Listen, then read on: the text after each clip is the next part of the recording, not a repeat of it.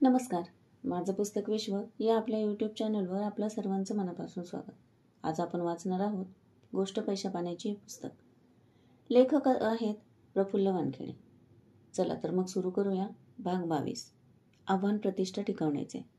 पिढीजात श्रीमंत असो, नवश्रीमंत वा गरीब, प्रत्येकालाच आयुष्याच्या प्रवासात वाट नीट दिसायला हवी, नाहीतर वाट लागायला वेळ लागत नाही. निश्चित ध्येय नसेल, कृती नसेल तर आयुष्य भरकटलेल्या पतंगासारखे कुठेतरी अडकून फाटून जाते. मुंबई ही जगासाठी स्वप्ननगरी, मायानगरी, बॉलिवूड उद्योगनगरी, भारताची आर्थिक राजधानी. पण आमच्यासारख्या कोणत्याही आधार नसणाऱ्या महाराष्ट्राच्या ग्रामीण भागातून आलेल्या मराठी मुलांसाठी मात्र हक्काची आमची मुंबई. याच आपल्या हक्काच्या शहरात मी 2001च्या फेब्रुवारी महिन्यात करिअर करण्यासाठी आलो. अगदी पहिल्याच इंटरव्ह्यूमध्ये माझे सिलेक्शनही झाले. साधारण आठवड्याच्या आतच मला इथे नोकरी मिळाली. सुरुवातीचे काही दिवस इथला प्रवास, दमट वातावरण आणि जेवणाची आबाळ यात ॲडजस्ट होण्यात गेले. त्यात जिथे जाईन तिथे गावरान बोलीभाषेमुळे होणारे अपमान अजून खजील करायचे. बरं, माझे काम खाजगी कंपनीत आणि आजूबाजूला बरीच अमराठी माणसं, त्यामुळे मोडेन पण वाकणार नाही किंवा मी बदलणार नाही हे असली भंपक वाक्य बोललो तर नोकरी सोडावी लागणार हे फिक्स होते. त्यामुळे मला स्वतःमध्ये बदल करणे क्रमप्राप्तच होते. त्यात तसे माझे काही नुकसान नव्हते. नवे शिकायला मिळत होते, वेगवेगळी इंडस्ट्रियल ॲप्लिकेशन्स पाहायला मिळायची, फिरायला मिळायचे, नवे प्रयोग करता यायचे, त्याचा पगारही मिळायचा. त्यामुळे मीही स्वतःमध्ये बदल करायचा पुरेपूर प्रयत्न करायचो. तांत्रिक बाबतीत मात्र मला फार प्रॉब्लेम यायचे नाहीत. सॉफ्ट स्किल्सच्या बाबतीत मात्र मी फार मागे होतो. मला नेहमी वाटायचे की आपणही शहरात वाढलो असतो तर किती बरे झाले असते. हा स्ट्रगल, हा अपमान आणि जगण्याची केविलवाणी धडपड तरी कमी झाली असती. त्यात मला जे काही मुंबईकर मित्र भेटलेले ते सर्वच भारी होते. ॲकॅडेमिक्स असो की वागण्या बोलण्यातला स्मार्टनेस, एकमेकांना मदत करणे असो की कसलीही अडचण, मला कायम त्यांनी हात दिला होता. अगदी आजही तो तसाच मिळतो. अशातच माझी ओळख निलेश यांच्याशी झाली. आमच्या कंपनीसाठी ते सब कॉन्ट्रॅक्टर म्हणून काम करायचे. त्यांचा जन्म मुंबईचा आणि वडील व्यवसायात असल्याने त्यांनी तोच पुढे चालवला होता. खरे तर त्यांचे वडील खूप कष्टाळू आणि हुशार होते असे लोक सांगायचे.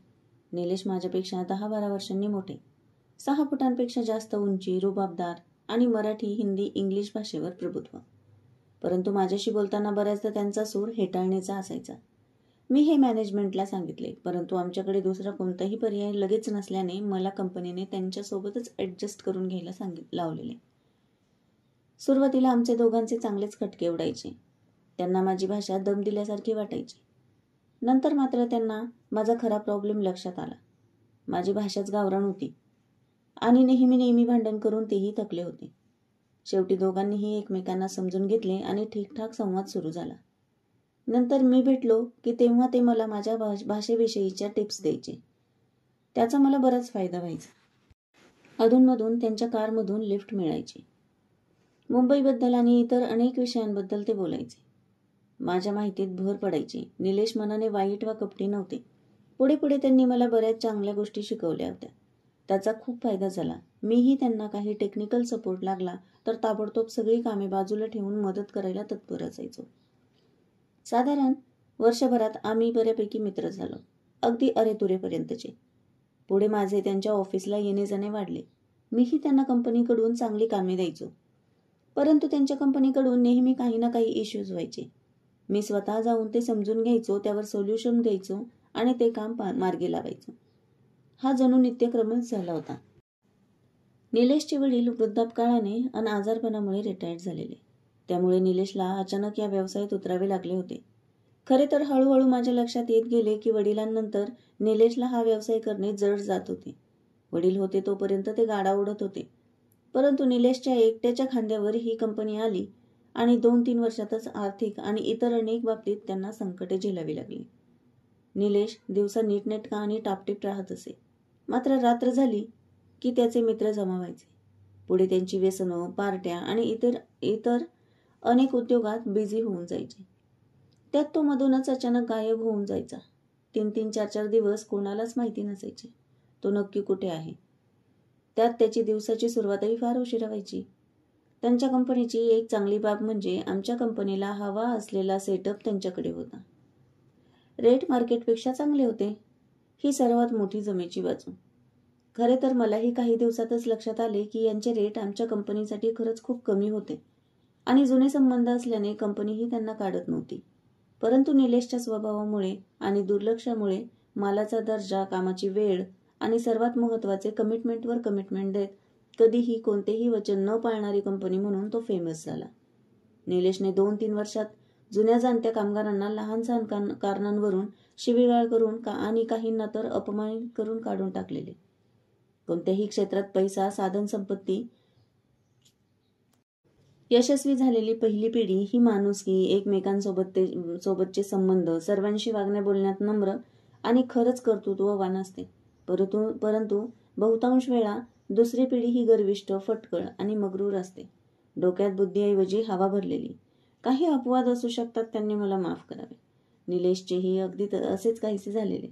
त्यामुळे तसे त्याच्या कंपनीत सर्व काही आलबेल नव्हते हे मला लवकरच कळले.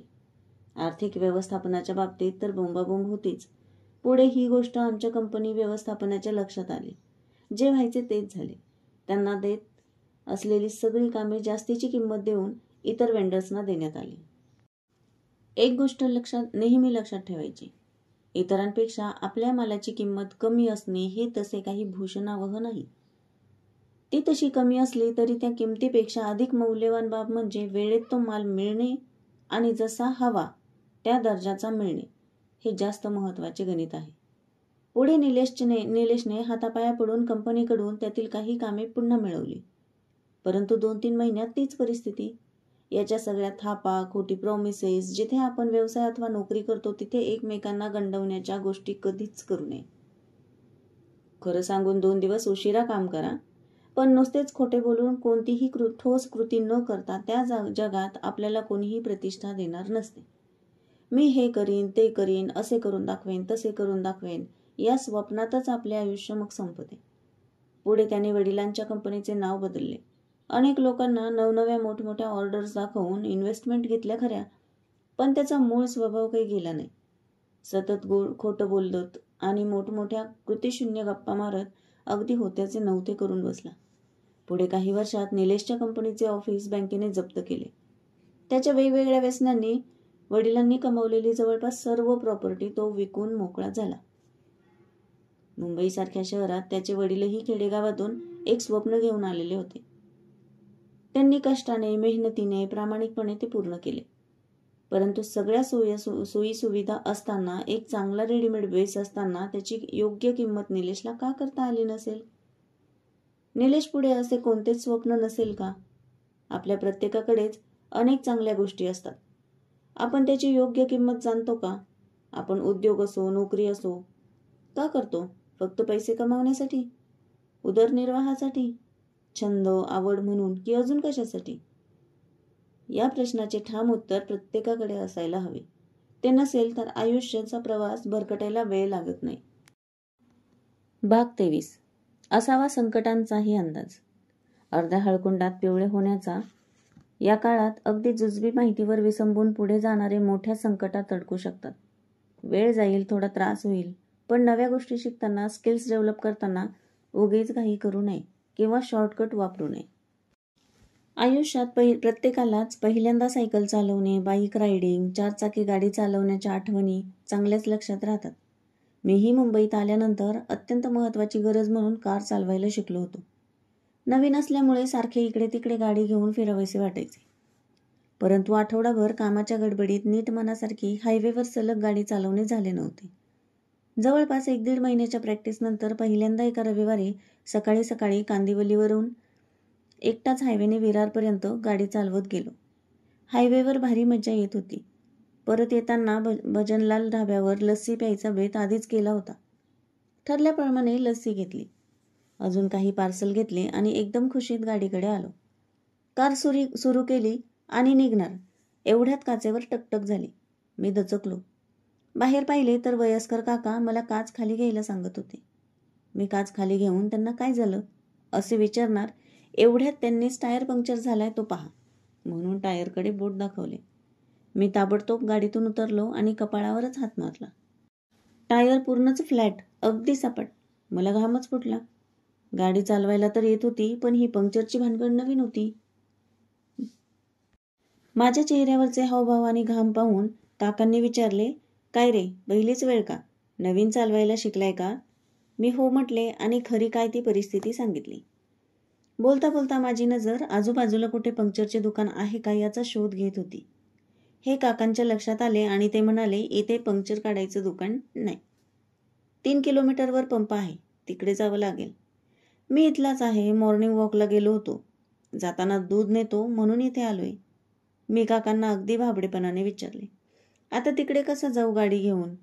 अशी गाडी चालवत गेलो तर टायरच बाद होईल. काका हसले आणि म्हणाले, अरे वेड्या, स्टेपनी लाव तात्पुरती आणि जा, तिकडे पंक्चर देतील काढून. मी थोडे ओशाळून म्हटले, पण मला ते चाक बदलायचं कसं तेच येत नाही ना काका. काका तसे सज्जन वाटत होते.